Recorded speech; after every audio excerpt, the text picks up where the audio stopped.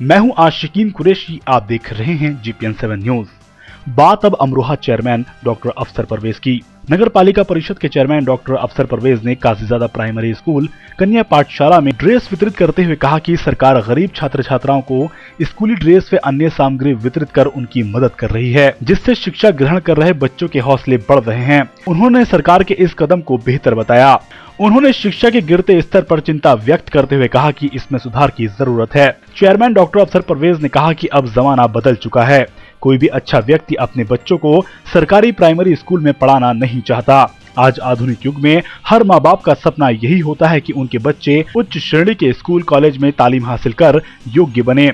यही कारण है कि सरकारी प्राइमरी स्कूलों में तालीम हासिल करने वाले बच्चों की संख्या कम है। पालिका चेयरमैन ने कहा कि तालीम के बिना जीवन अंधकार है, इसलिए हर माँ बाप को चाहिए कि वह अपने बच्चों को बेहतर शिक्षा जरूर दिलाएं। इस मौके पर चेयरमैन डॉक्टर अफसर परवेज, इनका नेता चंदन नकवी, मुशाहिद खां, कौसर अली अब्बासी, खुशतर मिर्जा, वार्ड सभासद बेगम खदीर ने स्कूली बच्चों को ड्रेस वितरित कर मन लगाकर पढ़ने की सीख दी।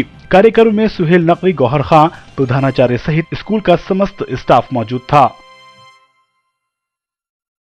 आज हमारे साथ मौजूद है अमरोहा चेयरमैन डॉक्टर अफसर परवेज, जिन्होंने गरीब बच्चों को प्राइमरी स्कूल में ड्रेसों का वितरण किया। वह गरीब बच्चों के शिक्षा के उत्थान के लिए क्या कार्य करेंगे, इस बारे में हमने उनसे बात की। आइए जानते हैं वह क्या कहते हैं। तो सब जी बताएं, आज आपने बच्चों को ड्रेसों का वितरण किया है। शिक्षा का स्तर लगातार गिरता जा रहा है। शिक्षा को सुधारने के लिए प्राइमरी पाठशालाओं में आप अपने स्तर से क्या प्रयास करेंगे, क्योंकि आप सत्तारूढ़ पार्टी समाजवादी पार्टी के चेयरमैन भी हैं। देखिए, सबसे खुशी की बात तो यह है कि सरकार ने इस तरफ ध्यान दिया कि वो बच्चे जो पैसे की कमी की वजह से ड्रेस नहीं बनवा पाते थे, ऐसे बच्चों को जो सरकार ने ड्रेस बांटने का जो निर्णय लिया है, ये काबिल सताइश है। मुबारकबाद के मुस्तहिक है हमारी सरकार कि ड्रेस जो अपने आप में किसी भी स्कूल की पहचान हुआ करता है और गरीब और अमीर का फ़र्क को मिटाने का एक ज़रिया भी है। स्कूल में कोई बच्चा ये अपने अंदर एहसास ना करे कि वो गरीब है इसलिए उसके पास ड्रेस नहीं है, ये कमज़ोर कपड़े पहन कर आया है। मालदार का बच्चा भी उसी कलर में आ रहा है और गरीब का बच्चा भी उसी कलर के कपड़े पहन कर आ रहा है। तो मेरा सबसे अहम मानना तो यह है कि सरकार का ये कदम सराहनीय है और इसके ज़रिए से जहाँ प्राइमरी स्कूलों की खो गई साख को वापस लाने का काम होगा और जो पहचान प्राइमरी स्कूल खो चुके थे वो बहाल होगी। और जहाँ तक तालीम के स्तर की बात है तो सरकार का ये कदम भी तालीम को आगे बढ़ाने का एक माध्यम बनेगा।